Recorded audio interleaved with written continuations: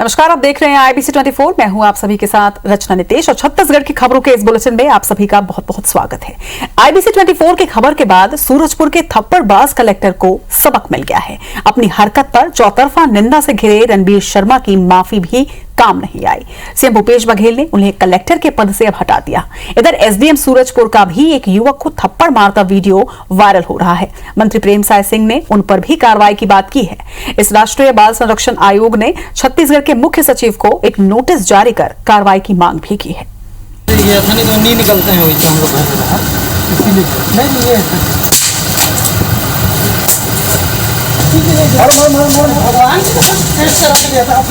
तस्वीर सूरजपुर की है। यहाँ के कलेक्टर रणबीर शर्मा को सिंघम बनने का ऐसा शौक चढ़ा कि मानवता ही भूल गए, पद की मर्यादा भूल गए। जन सेवक की तरह ड्यूटी निभाने की बजाय बर्बरता पर उतर आए। तस्वीरों में साफ देख सकते हैं कि कलेक्टर साहब ने अस्पताल से लौट रहे एक युवक को रोका, बाहर घूमने का कारण पूछा, उसे थप्पड़ मारा और उसका मोबाइल सड़क पर फेंक दिया। तस्वीरें वायरल हुई तो आईएएस एसोसिएशन ने भी निंदा की और जब कलेक्टर साहब चौतरफा निंदा से घिर गए तो माफी मांगने लगे। जो घटना हुई उसके लिए मुझे खेद है। मैं सबसे माफी मांगता हूं। मेरा कतई यह आशय नहीं था कि किसी का अपमान करना। उन्होंने एक पर्ची दिखाई जो वैक्सीनेशन से संबंधित नहीं थी। बाद में वो बोले कि मेरी दादी जी को मैं देखने जा रहा हूं। उन्होंने बदतमीजी की। मैंने आवेश में आके उनको एक चाटा मार दिया। कलेक्टर साहब ने वो हरकत की थी कि माफी न काफी थी। कलेक्टर साहब का आचरण ही ऐसा था कि सीएम भूपेश बघेल ने उन्हें कलेक्टर के पद से हटाने में देरी नहीं की। रणबीर शर्मा को मंत्रालय में अटैच कर दिया गया और उनकी जगह गौरव कुमार को सूरजपुर का नया कलेक्टर बनाया गया। सीएम भूपेश बघेल ने रणबीर शर्मा की हरकत को दुखद और निंदनीय बताया और साफ किया कि इस तरह का कृत्य कतई बर्दाश्त नहीं किया जाएगा। हालांकि इस घटना के बहाने विपक्ष ने सरकार को घेरने की कोशिश की। माननीय मुख्यमंत्री जी को वीडियो के माध्यम से संदेश मिला, उन्हें तत्काल उसमें कार्रवाई किया जो स्वागत योग्य है। इस प्रकार के जो भी कृत्य होंगे सभी के ऊपर कार्रवाई होना चाहिए और खासी कार्रवाई भी होगा। इसमें इस कांग्रेस सरकार के नेता, अधिकारी, कर्मचारी जो उनके संरक्षण में काम करें सारे मदभस्त हो चुके हैं, इसलिए हम सबका विरोध करेंगे। इधर रणबीर शर्मा ने थप्पड़ कांड पर अफसोस तो जताया ही, सीएम भूपेश बघेल के निर्देश पर पीड़ित युवक को घर बुलाकर उसे नया मोबाइल भी दिया। पीड़ित युवक ने सीएम और प्रशासन की तरफ से अब तक हुई कार्रवाई पर संतोष जाहिर किया। प्रशासन ने जो भी कदम उठाया उससे मैं संतुष्ट हूँ, कोई दिक्कत नहीं। ये मेरे को मोबाइल मिल गया है ना, ठीक। सूरजपुर से ही एक और तस्वीर सामने आई है जिसमें एसडीएम प्रकाश राजपूत एक युवक को थप्पड़ मारते नजर आ रहे हैं। वहीं टीआई सूरजपुर कोतवाली बसंत खल को भी लॉकडाउन में घर से बाहर निकले एक युवक पर लाठी चलाते नजर आए। टीआई को तो हटा दिया गया, अब एसडीएम पर कार्रवाई का इंतजार है। सूरजपुर से अजय सोनी के साथ सौरभ परिहार, IBC 24 रायपुर। सूरजपुर जिले में लॉकडाउन के दौरान कलेक्टर रणबीर शर्मा द्वारा युवक की पिटाई और मोबाइल तोड़ने वाले मामले में बच्चों के अधिकारों के लिए काम करने वाली केंद्रीय agency national commission for protection of child right ने छत्तीसगढ़ के चीफ सेक्रेटरी को एक पत्र भेजकर मामले की जांच कर 7 दिन के अंदर एक कमीशन को रिपोर्ट भेजने के लिए कहा है। कमीशन ने सूरजपुर एसपी को भी पत्र लिखकर जांच करने के लिए कहा है। साथ ही यह भी कहा गया है कि युवक के साथ मारपीट कर इस प्रकार की हिंसा करना गंभीर मामला है। एसपी इसकी जांच कराएं और रिपोर्ट के आधार पर कलेक्टर रणबीर शर्मा के खिलाफ एफआईआर दर्ज करें। बता दें कि सूरजपुर कलेक्टर रणबीर द्वारा एक युवक के साथ मारपीट और मोबाइल छीनकर तोड़ने का वीडियो सामने आया है। यहाँ ये भी आरोप है कि कलेक्टर ने एक नाबालिग के साथ मारपीट की है। वहीं वीडियो सामने आने के बाद मुख्यमंत्री भूपेश बघेल के निर्देश पर रणबीर शर्मा को कलेक्टर के पद से हटा दिया गया है।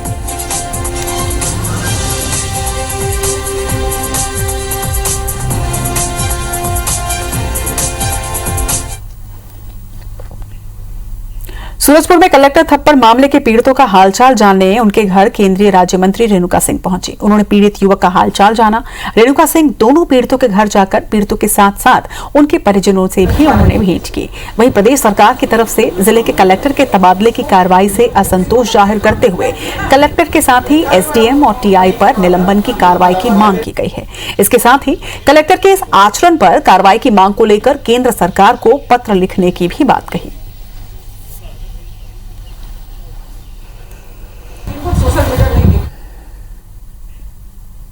मुख्यमंत्री भूपेश बघेल ने अपने निवास कार्यालय से वीडियो कॉन्फ्रेंसिंग के माध्यम से बस्तर संभाग के 2 जिले सुकमा और बीजापुर के पुलिस अधिकारियों के साथ चर्चा कर सुरक्षा व्यवस्था की समीक्षा की और जरूरी निर्देश भी दिए। बैठक में गृह मंत्री ताम्रध्वज साहू, स्कूल शिक्षा मंत्री प्रेमसाय सिंह टेकाम, उद्योग मंत्री कवासी लखमा, बस्तर सांसद दीपक बैस, अतिरिक्त मुख्य सचिव गृह सुब्रत साहू और स्पेशल डीजी नक्सल ऑपरेशन अशोक जुनेजा मौजूद रहे।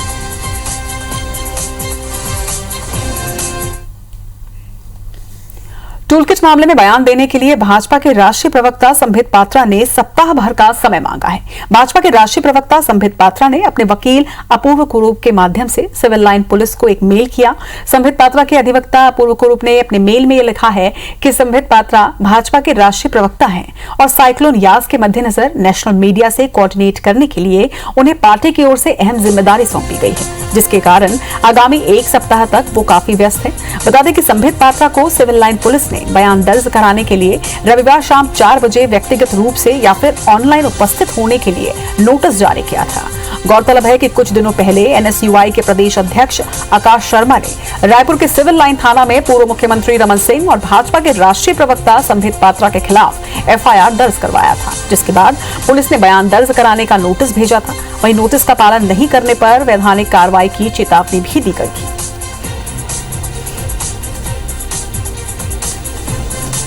थाना सिविल लाइन में दर्ज हुए प्रकरण में उनको नोटिस भेजा गया था। उन्होंने 7 दिन का समय मांगा है। 7 दिन के बाद उन्होंने जवाब देने के लिए कहा है और इसमें विवेचना जारी है और कार्रवाई की जा रही है। हमारी ओर से हमारी टीम के द्वारा जो भी सीएसपी और टीआई हैं उनके द्वारा तैयारी की गई थी और इसमें विवेचना की जा रही है, सभी तथ्यों पर जांच की जा रही है। पूर्व मुख्यमंत्री रमन सिंह पर एफआईआर का मामला छत्तीसगढ़ में लगातार अब गर्माता जा रहा है। भाजपा इस पर सरकार को लगातार घेर रही है। रमन सिंह इस मुद्दे पर सोमवार को प्रदेश अध्यक्ष विष्णुदेव साय, नेता प्रतिपक्ष धर्मलाल कौशिक और वरिष्ठ नेता बृजमोहन अग्रवाल के साथ रायपुर के सिविल लाइंस थाने के सामने धरना देंगे। ये धरना सुबह 10 से दोपहर 12 बजे तक चलेगा।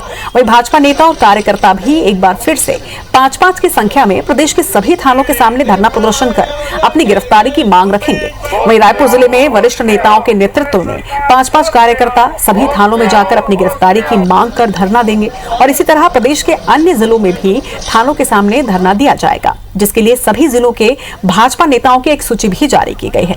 रायपुर जिले में प्रमुख रूप से सांसद सुनील सोनी के नेतृत्व में कोतवाली, रायपुर शहर जिला अध्यक्ष श्रीचंद सुंदरानी के नेतृत्व में तेलीबांधा थाना, संजय श्रीवास्तव के नेतृत्व में मुआ थाना, वहीं सच्चिदानंद उपासने के नेतृत्व में गोल बाजार और भारतीय जनता युवा मोर्चा के प्रदेश अध्यक्ष अमित साहू के नेतृत्व में कबीर नगर थाने के सामने धरना दिया जाएगा। वहीं रायपुर एसएसपी ने सभी थानेदारों को निर्देश दिया है कि धरना प्रदर्शन के दौरान थाने के सामने कोई अप्रिय स्थिति न हो, इसका ध्यान रखा जाए। रायपुर शहर के 27 थानों में एक प्रमुख नेता के नेतृत्व में 5-5 सदस्यीय दल धरने पे बैठेगा, गिरफ्तारी देगा। ये प्रदेश में पूरे प्रदेश में सारी जिला को ये निर्देश है, जिला अध्यक्ष इसकी सारी व्यवस्था कर रहे हैं। सभी थाने प्रभारी को निर्देशित किया गया है कि जो भी कोविड के संबंध में जो भी गाइडलाइन है उसका पालन किया जाए और जो भी चीजें आएंगी उसके आधार पर कार्रवाई की जाएगी। सिलगेर मामले में ग्रामीणों के साथ अधिकारियों ने एक बैठक की, जिसके बाद सुकमा कलेक्टर विनीत नंदनवार ने सिलगेर मामले में दंडाधिकारी जांच के आदेश दिए हैं। ग्रामीणों से अधिकारियों ने सिलगेर से घर वापस लौटने की अपील की है। हालांकि ग्रामीणों ने आंदोलन समाप्त करने के मामले पर चर्चा करने की बात कही है। वहीं अधिकारियों ने सिलगेर में बुनियादी सुविधा पहुंचाने की बात कही और लोगों से आंदोलन खत्म करने की अपील भी की। इससे पहले सिलगेर में कैंप हटाने की मांग को लेकर आंदोलन कर रहे ग्रामीणों का प्रतिनिधिमंडल बासागुड़ा पहुंचा। बीजापुर के गुंडवाना समाज के अध्यक्ष तेलम बोरैया और सर्व आदिवासी समाज के संभागीय अध्यक्ष प्रकाश ठाकुर के नेतृत्व में ग्रामीणों के अधिकारियों के साथ बातचीत भी हुई। 17 मई को हुई गोलीबारी में मारे गए लोगों के परिजन और घायल लोग भी बासागुड़ा पहुंचे हैं। वहीं ग्रामीणों ने तत्काल कैंप हटाने को लेकर बस्तर कमिश्नर को एक ज्ञापन भी सौंपा है।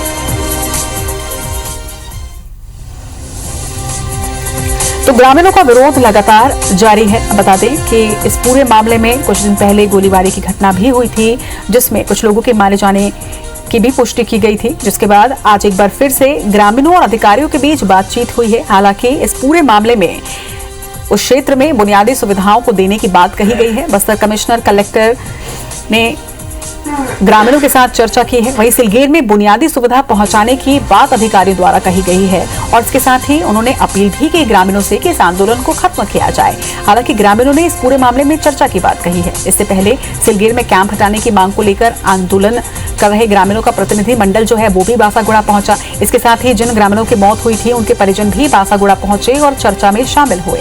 आपको बता दें कि समाज के अध्यक्ष तीलम बुरैया और सर्व आदिवासी समाज के संभागीय अध्यक्ष प्रकाश ठाकुर के नेतृत्व में ग्रामीणों की बातचीत अधिकारियों से की गई है।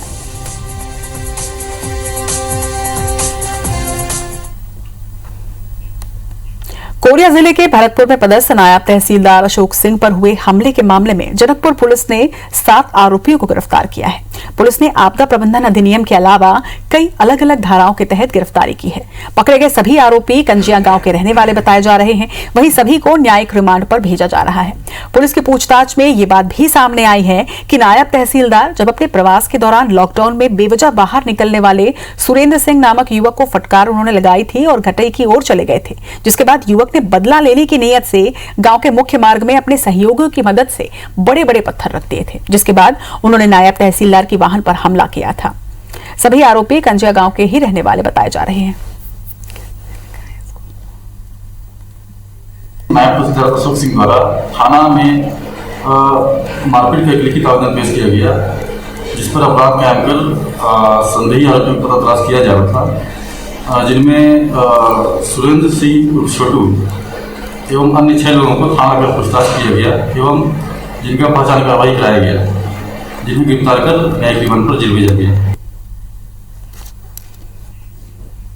रायपुर से बड़ी खबर इस वक्त आपको बता दें, ट्रैवल संचालक से लूट की खबर फर्जी निकली है। बता दें कि कल ट्रैवल संचालक रवि विरानी ने एफआईआर दर्ज करवाई थी। रवि विरानी ने 7.5 लाख रुपए की लूट की बात कही थी। वहीं पूछताछ के बाद आरोपी ने लूट की झूठी बात को स्वीकारा है। तेलीबांधा थाने में मामला दर्ज हुआ था, लेकिन अब इस मामले में एक बड़ा खुलासा हुआ है। ट्रैवल संचालक से लूट की खबर फर्जी निकली है। जरा जानकारी के साथ हमारे सहयोगी तहसीन हमारे साथ जुड़ रहे हैं। तहसीन, क्या कुछ है यह पूरा मामला? देखिए, कल जो एक ट्रैवल संचालक हैं रवि विरानी, इनके द्वारा तेलीबांधा थाना पुलिस के पास पहुंचकर एक रिपोर्ट दर्ज कराई थी देर शाम, जिसमें कहा गया था कि वो बैंक के एटीएम में जाते समय उनसे 7.5 लाख रुपए 2 अज्ञात बाइक सवार जो लुटेरे थे उन्होंने चाकू उड़ाकर उसे लूट की थी। ये जब इसमें पुलिस पूरी तस्दीक में लगी, क्योंकि जब पुलिस की अगर बात करें तो कल रात से ही पुलिस इस बात का संदेह कर रही थी, क्योंकि जो पूरे मॉडल्स की जो बात कर रहे थे, जो प्रार्थी थे, जो उसमें कुछ संदेह उत्पन्न हो रहा था, लेकिन पुलिस उसकी पूरी तस्दीक करने की बात ही कुछ बात करने चाह रही थी। तो पुलिस ने हालांकि मामला इसमें जरूर लूट का दर्ज कर लिया था, लेकिन जब आसपास के जो सीसीटीवी थे वो खंगाले और जब उनसे कड़ी पूछताछ की गई, जो प्रार्थी रवि बिरानी है, जो हॉटलाइन ट्रेवल एजेंसी के संचालक हैं विजेता कॉम्प्लेक्स गोल बाजार इलाके में, वो उन्होंने पूछताछ में टूटे और टूटने के बाद उन्होंने बताया कि उन्होंने ये पैसा जो है 7.5 लाख रुपए वो अपने एक परिचित अतुल मोटवानी जो राजेंद्र नगर इलाके में रहते हैं जमीन लेने के लिए दिया था। अपने पिताजी से डांट से बचने के लिए उन्होंने ये पूरी कहानी उसमें गढ़ी थी और ये पूरी जो कहानी जो लूट की वारदात जो बताई उन्होंने वो पूरी फर्जी निकली है। तो पुलिस ने अभी उनको प्रतिबंधात्मक धाराओं में हिरासत में लिया है और आने वाले दिनों में जो कोर्ट की जो कानूनी कार्रवाई करने के बाद उनपे झूठी रिपोर्ट लिखवाने का मामला भी पुलिस दर्ज करेगी। जिस तरीके से कह सकते हैं कि एक बार फिर से पुलिस के लिए राहत भरी खबर सामने आई है कि जो कल लूट की एक घटना जो शनिवार को देर रात हुई थी वो फर्जी निकली है। जी तमाम जानकारी के लिए आपका बहुत बहुत शुक्रिया तहसीन। बढ़ेंगे आगे। छत्तीसगढ़ सरकार द्वारा अनुकंपा नियुक्ति की सीमा में छूट देने के बाद सभी जिलों में अनुकंपा नियुक्ति की लंबित मांगों की सूची मंगाई गई है, जिसमें यह खुलासा हुआ है कि कोरोना काल के दौरान सबसे अधिक मौत स्कूल शिक्षा विभाग में हुई है। आंकड़ों के मुताबिक बीते एक साल में करीबन 423 शिक्षकों ने अपनी जान गंवाई, जिसमें से सबसे अधिक रायपुर से 126, दुर्ग संभाग में 115, बिलासपुर संभाग में 65, वहीं बस्तर संभाग में 36 और सरगुजा संभाग में 30 शिक्षकों की मौत दर्ज हुई है। अब सरकार ने जिलों से इनका डाटा मंगाया है। इनका इलाज कहां करवाया गया, मौत कब हुई है, परिवार में आश्रित की संख्या, साथ ही जिला शिक्षा अधिकारी के माध्यम से इन्हें सरकार को देना है। सरकार इन्हीं डाटा के हिसाब से मौत का ऑडिट करवा रही है। उधर कर्मचारी फेडरेशन ने कहा है कि इन कर्मचारियों की ड्यूटी कॉन्ट्रैक्ट और चेक पोस्ट पर लगाई गई थी।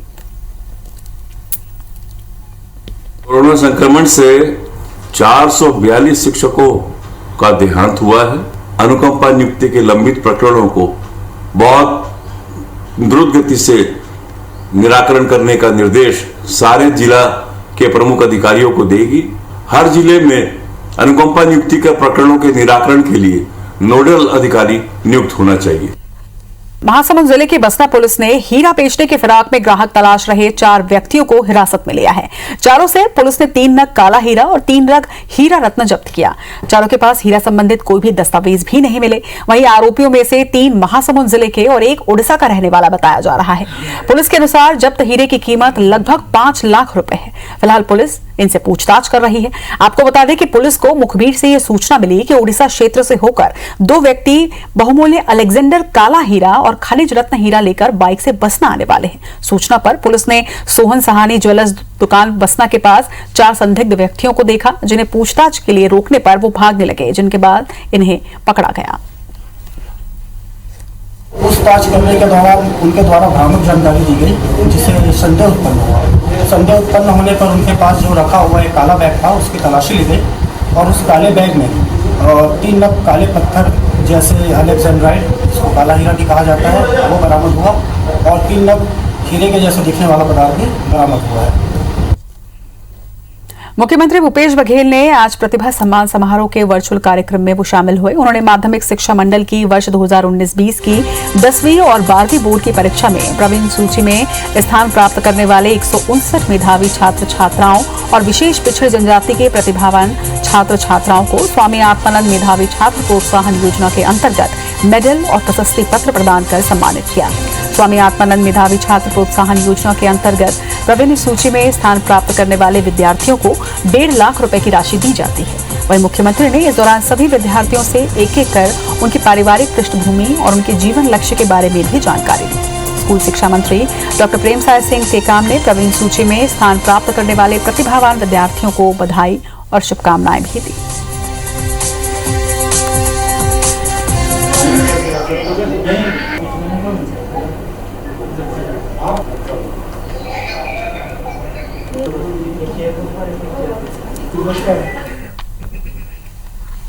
रायपुर जिला शिक्षा अधिकारी एएन बंजारा की पहल आमा राइट योजना की शुरुआत अब पूरे प्रदेश में कर दी गई है। इसको लेकर आदेश भी जारी कर दिए गए हैं। बता दें कि योजना के तहत गर्मी की छुट्टियों में बच्चों को पढ़ाई से जोड़े रखने के लिए अलग अलग तरह के होमवर्क दिए जाएंगे। ये होमवर्क किताबी नहीं बल्कि उनके आसपास के वातावरण से मिलते जुलते होंगे। इसकी शुरुआत रायपुर जिले से की गई थी, लेकिन अब पूरे प्रदेश में इसे लागू कर दिया गया है।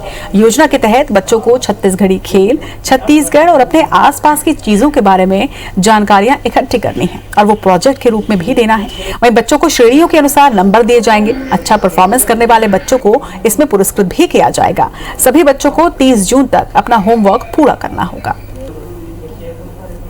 प्रदेश में जो बच्चे और पेरेंट्स सब अभी अपने अपने घर में हैं, तो छोटे बच्चे हैं और जो बड़े बच्चे होंगे उनके लिए अलग अलग उनके स्तर का जो होगा, ताकि लोग परिवार से भी जुड़े रहें और यहाँ के छत्तीसगढ़ के मौसम के बारे में, छत्तीसगढ़ के फल फूल के बारे में, यहाँ की अन्य जो औषधियाँ उनके बारे में, यहाँ की भौगोलिक स्थिति के बारे में जानकारी प्राप्त करें। क्लास 2 से लेके क्लास 12 तक के अलग अलग सेक्शन में बनाया गया है और उस पूरे प्रदेश में लागू करने के।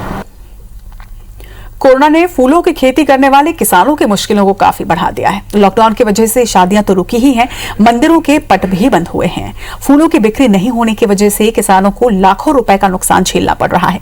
गर्मी के इस मौसम में शादी की वजह से फूलों की ज्यादा बिक्री होती है। ऐसे में फरवरी में ही जब कोरोना का कहर कम हुआ तो किसानों को ये उम्मीद थी कि फूलों की बिक्री इस बार अच्छी होगी। किसान खेती करने से 2 माह पहले ही बीज बो देते हैं, लेकिन लॉकडाउन की वजह से फूलों की पंखुड़ियां अब खेतों में ही सूख कर गिरने लगी हैं। शहर के फूल कारोबारी भी स्थानीय किसानों से फूल खरीदकर व्यापार करते हैं और ऐसे किसानों की आजीविका भी फूलों की खेती पर ही निर्भर होती है। लाखों का नुकसान होने के बाद अब किसान काफी परेशान हैं। फूल तो बिकने से रहे, बिकॉज कोई भी फंक्शन नहीं हो रहा है, कोई बर्थडे पे नहीं जा रहा, कोई एनिवर्सरी पे नहीं जा रहा, शादियां नहीं हो रही, तो फ्लावर जो हो रहा है काट के फेंक रहे हैं। नेचुरल चीज है तो रोज होगा। जो सब्जी वाले उनका भी नुकसान हुआ है, जो फ्रूट वाले उनका भी है, सब किसान भाइयों का नुकसान है। तो लॉकडाउन तो अनफॉर्चुनेट चीज है, सबका ही हुआ है। इसी के साथ इस बुलेटिन में फिलहाल इतना ही। नमस्कार।